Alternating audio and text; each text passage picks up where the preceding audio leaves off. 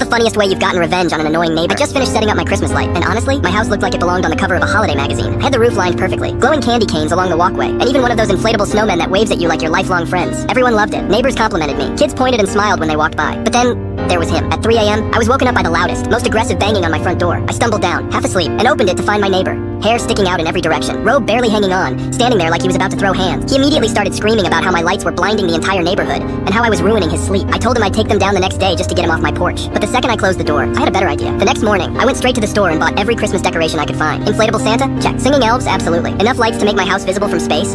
Oh, you bet. By the time I was done, my house didn't just glow, it radiated. It looked like Santa's workshop had been dropped from a plane and landed right in my front yard. That night, I waited. Sure enough, around midnight, I saw his porch light flick on. But instead of knocking, he called the cops. I watched from my window as 2 officers showed up. My neighbor ran out in his pajamas, pointing at my house like I'd committed some horrible crime. The cops turned to look at my house. They stared for a second. Then one of them started laughing. The other gave my neighbor a pat on the back and said, "Buddy, it's Christmas." That was the last time my neighbor bothered